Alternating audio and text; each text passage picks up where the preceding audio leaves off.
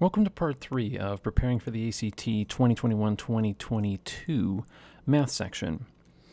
If you need to see the first 30 problems, you can click back to earlier in the playlist. If you only want to look at one particular problem, look at the description below and you'll see the timestamp for all the questions, and you can just jump to that specific part of the video. So starting with 32, what we have is we have 4 different glasses, and they're all full of different amounts: half full, quarter full, half full, and 4/5 full. And it says, if the water was redistributed among the 4 glasses, what fractional part of each glass would be filled? All right, so I'm going to go through this 2 ways. The first way is to ask, well, 1/4, 1/2, and 4/5, they're kind of difficult to work with as fractions for some people. And so one way that I would suggest is to say, okay, well, let's decide that each of these containers is, let's say, 100.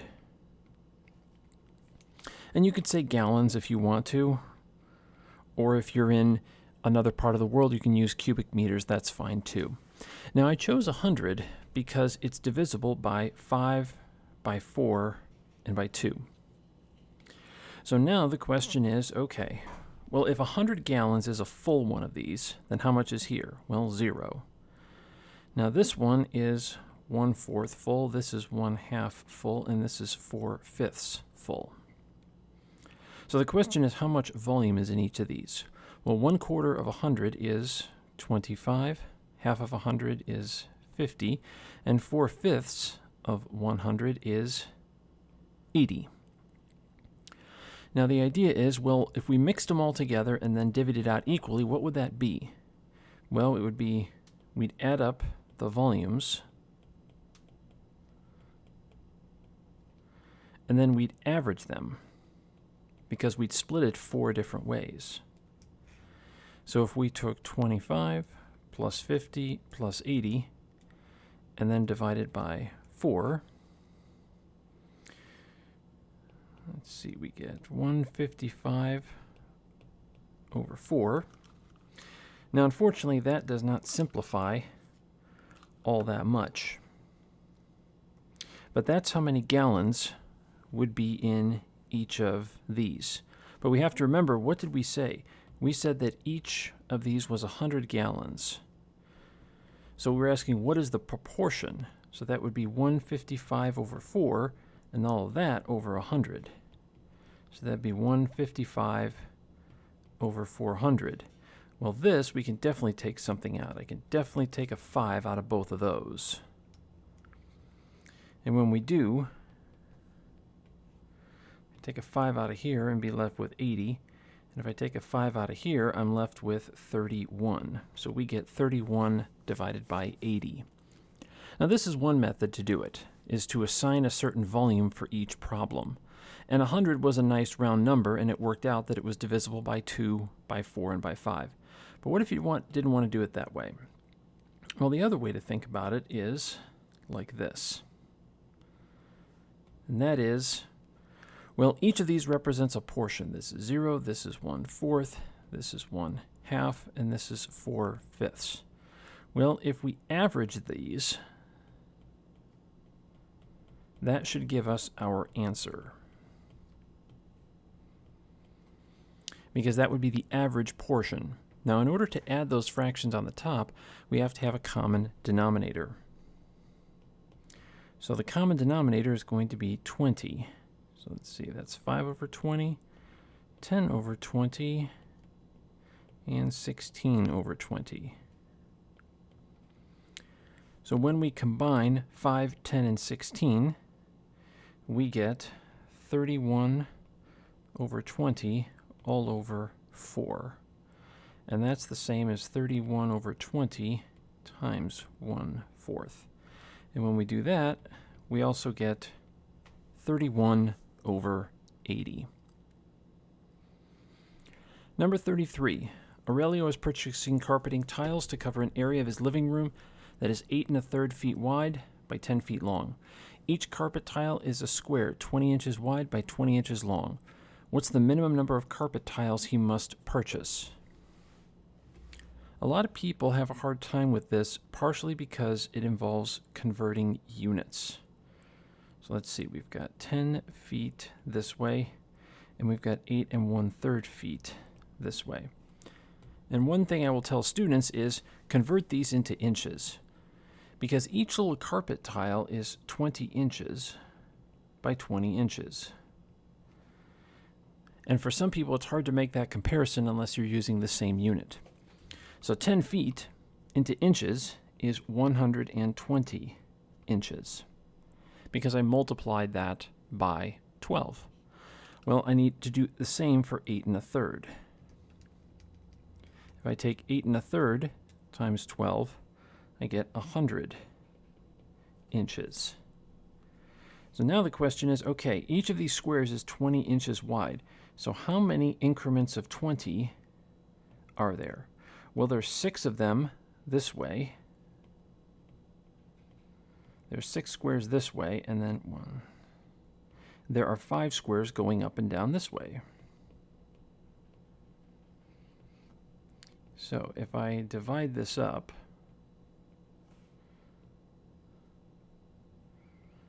there's 6 squares going up and down, 5 squares going left to right, which means we have 5 squares times 6 squares. That's going to give us the 30 squares for our answer. Now, the other way you could have thought about this is to say, well, we have 100 inches by 120 inches. And so the total area is going to be 12,000, whoops, comma's in the wrong place, 12,000 square inches. And we divide that by, well, how many square inches is each square? That's going to be 400 square inches. And I got that by multiplying the length by the width. And when we do that, we get 30. So that's the other way you could think about figuring out how to count the number of squares. 34. In the standard xy coordinate plane, a circle with a center at 8, 5 has a radius of 9 coordinate units, has which of the following equations? Now this is one of those formulas that you really ought to know. That is the formula for a circle. X minus h squared plus y minus k squared equals r squared, where the center is going to be at h and k, and the radius is r.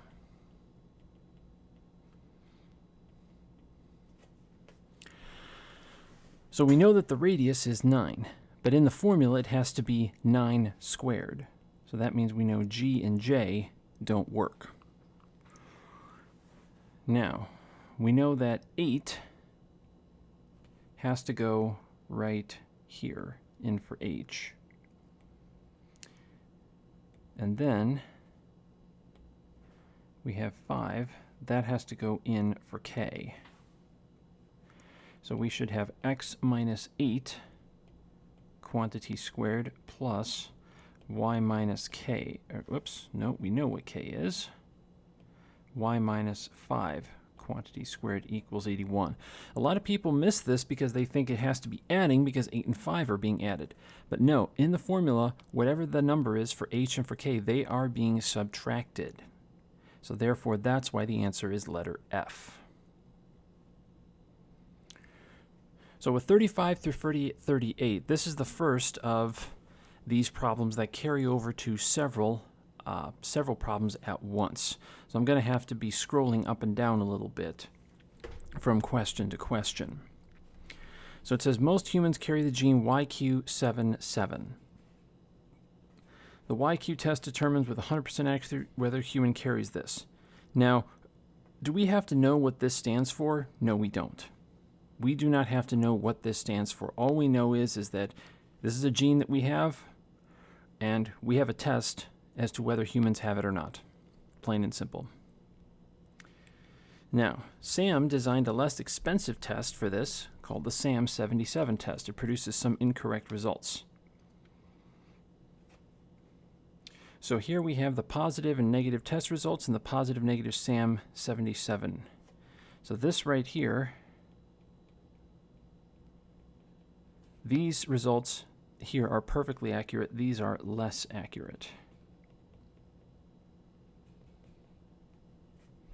So 35 asks the question, it costs $2,500 to administer each test and $50 to administer each SAM 77 test.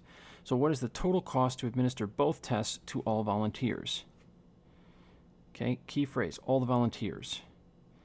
Now you could try and count them up in the table, but this is where reading it actually helps. But again, you have to read the YQ77 a bunch of times, and you might glaze over a bit, and you might glaze over this right here. 1,000 volunteers. Right there. That's the key to this problem.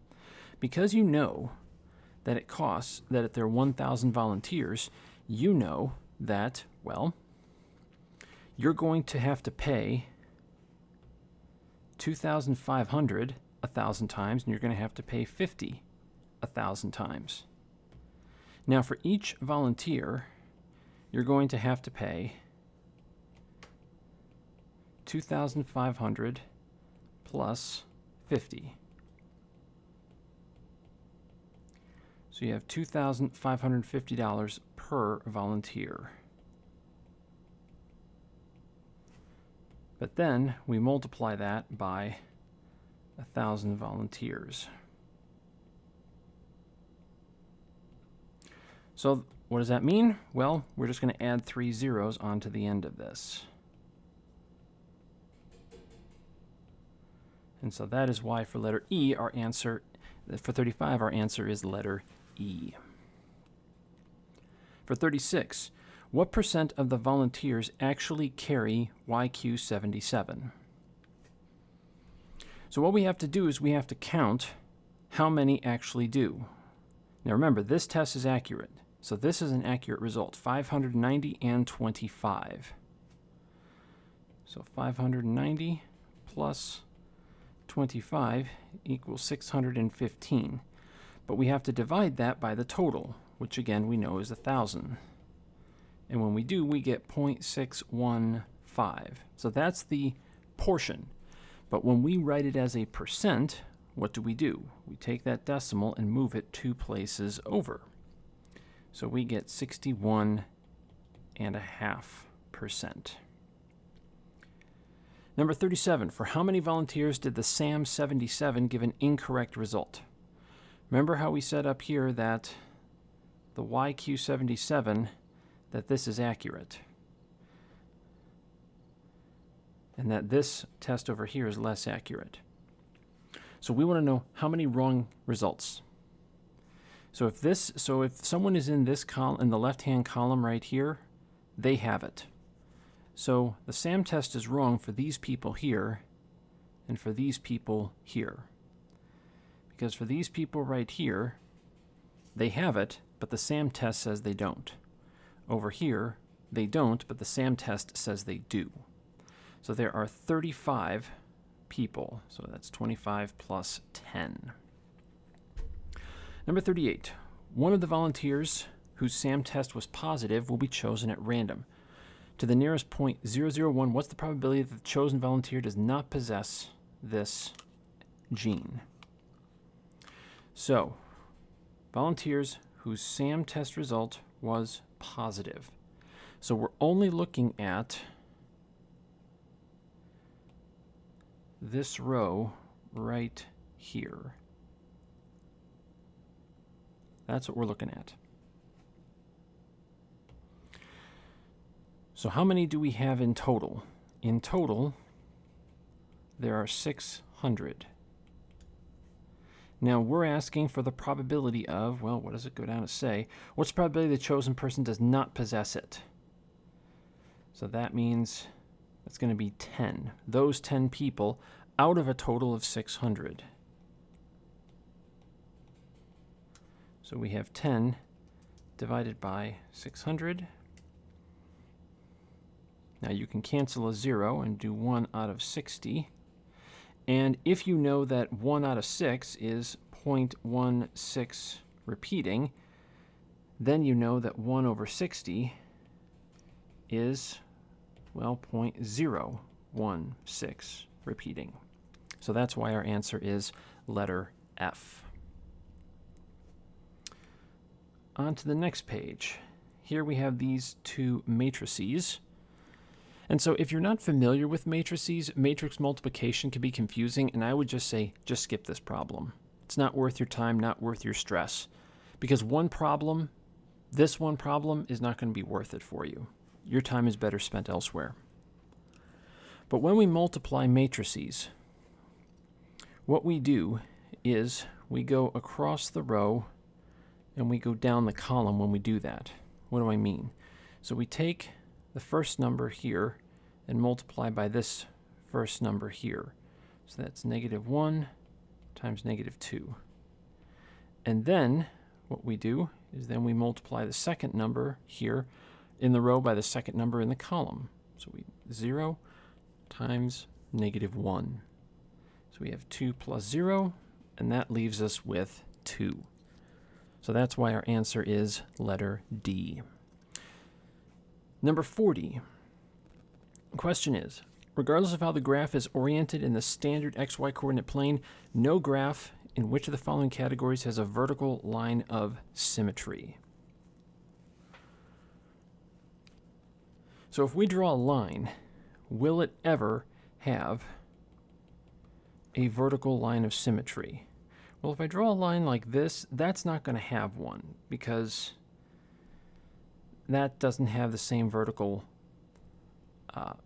symmetry. So that one doesn't work.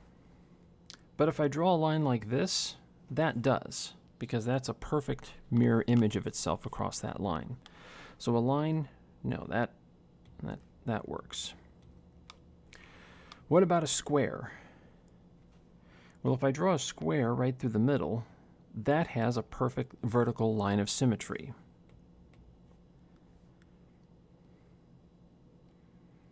So I can get rid of that. What about a pentagon? Well, I can draw a pentagon that has a perfect vertical line of symmetry just like that. So a pentagon does not work here. Parallelogram? Well, the thing is, a square is actually a type of parallelogram. Now, a lot of people think that when they have a parallelogram, it has to look like this. Well, all a parallelogram is just two sets of parallel sides. Well, the same thing can be said for a square as well. So actually, if you even have but one type of each of these, then we have to dismiss it because it says no graph. That means absolutely true for all cases. So if you can just poke a hole and find one example, boom, it blows it up. So that leaves a scalene triangle. And there's no way you can draw a scalene triangle in such a way that it has a vertical line of symmetry. So that's why that one's the answer. 41. Here we've got 24x squared plus 2x equals 15, and that has two solutions. What is the greater of the two solutions? So what we have is we have a quadratic equation here. And with all quadratics, you want them set equal to 0 when you do that. Now, you may want to try and factor this, but with a number of 24 in front, some people may have a hard time with that. And so because of that, well, the other option, if you balk at factoring, you can say, well, let's use the quadratic formula. So we've got A, we've got B, we've got C.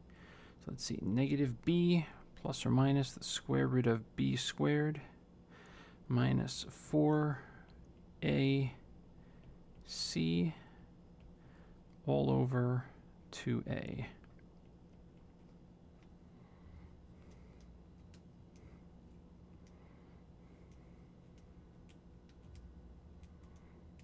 Now that's going to definitely be a big number under the square root.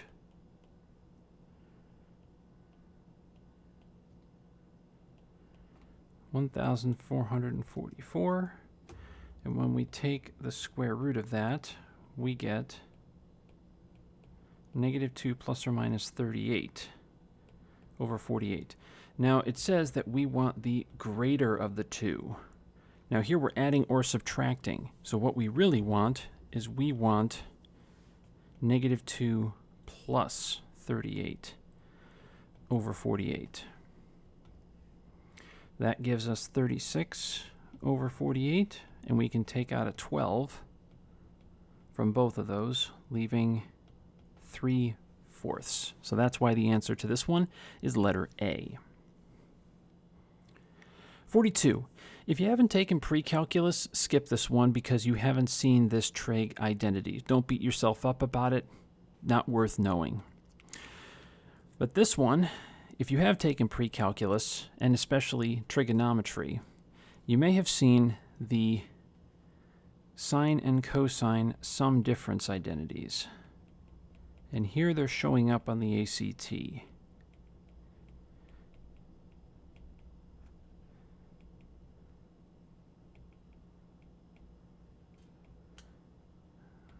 shows up like that. And so this is how it appears. So what's happening? Well, we have two angles. Those two angles are 60 and 30. And so that's what we have over here. Sine of 60 degrees, cosine of 30 degrees. Plus or minus cosine of 60 degrees, sine of 30 degrees. Well, what does that equal according to this identity? It equals sine of, now, better clear up, it's not plus or minus, in this case it's plus. So it's 60 plus 30. So we have sine of 90. Or they just left it in this form, sine of 60 plus 30. 43. What is the area in square units of a circle that has a circumference of 12 pi units long? So here we need two formulas. We need the area formula and we need the circumference formula.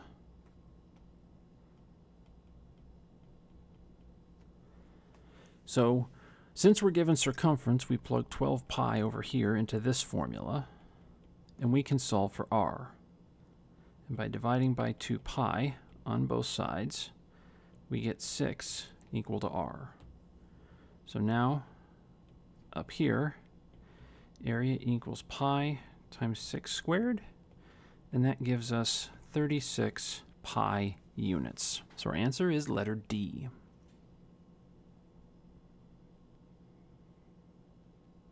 44. A rain barrel contains 25 liters of a solvent mixture that is 40% solvent and 60% water. Lee will add pure solvent to the barrel without removing any of the mixture, so that the new mixture will contain 50% solvent and 50% water. How many liters of pure solvent should Lee add to create this new mixture? So to start with, what do we have? Well, we don't know what this solvent stuff is. But anytime you mix something in a fluid, it's usually mixed with water. So it's 60% water up top and 40% solvent. Now the question is, how much is that by volume? Now in total, in this whole barrel, we've got 25 liters. 60% of that is water. So let's take 25 times 0.6. And that gives us 15 liters. So that means we have that means we have not 5, excuse me, my fault. That would be 10 liters of solvent. Now what do we want? We want to have a 50-50 mixture. Now we're only going to be adding solvent. So however much water is there, that's how much we've got. So there's 15 liters of water. Well, that means in order to be 50-50, there has to be 15 liters of solvent. So how much is added? 5 liters.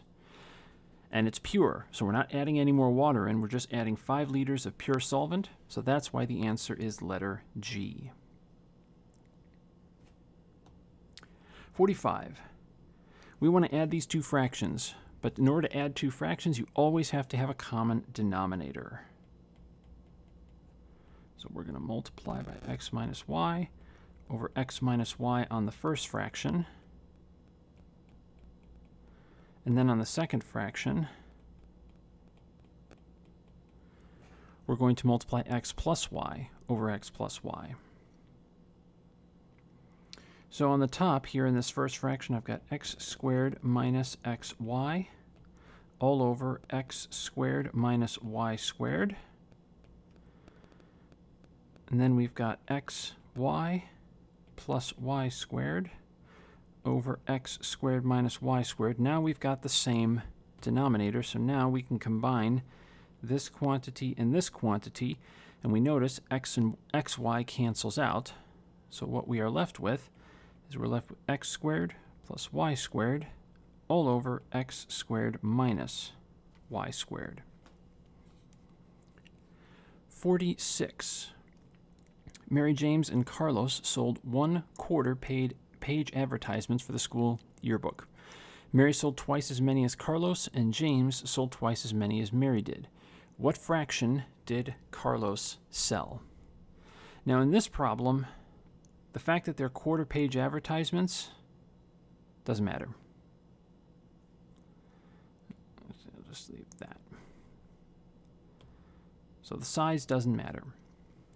So Mary sold twice as many as Carlos, and James sold 3 times as many as Mary did. So the question is, who sold the fewest? Well, Carlos did. Why? Because Mary sold twice as many, and then James sold twice as many as Mary. So what I often tell students is to say, okay, how many did he sell? We don't know. Make it up. Let's say Carlos sold 1. Well, that means Mary sold twice as many, so she sold 2. And then James, he sold 3 times as many as that, so he sold 6. So in this case, there was 9 total. And Carlos sold 1 out of 9. Now let's say it's a different number. Let's say it's 5. Well, Mary sold twice as many, which is going to be 10. And James sold 3 times as many. It's going to be 30. So we have 45 total. So if we divide this, we're going to have 5 divided by 45. But what can we take out? We can take a 5 out of the top and out of the bottom, leaving 1 over 9. So it's always going to be 1 over 9. So this is a problem where you can actually come up with a number, work through the problem to figure out, okay, if Carlos sold this many, Mary and James sold this many, and then figure out the problem from there. Number 47. In a display window, there are 3 spots for 1 plant. To fill these 3 spots, Emily has 6 plants, each of a different type. Selecting from the 6 plants, she can place how many different arrangements? So we have 3 spots. Now, in this, let's say she starts with the left spot first. How many different plants? She can put 6 plants. Now, if it were just that, if it were just 1 slot, then there are 6 different arrangements she could make. But there's another slot. And so here, how many flowers can be used? Well, 5, not 6, because 1 has already been selected right here on the left. Now, if there were 2 spots, well, there'd be 6 possibilities for the first slot and 5 possibilities for the second slot, making 30. But there's a third slot, and there are 4 possibilities here. And that's 6 times 5 times 4, and that gives us 120. So what we're doing is we're multiplying 6 times 5 times 4 to give us the number of possible arrangements. Thanks for watching.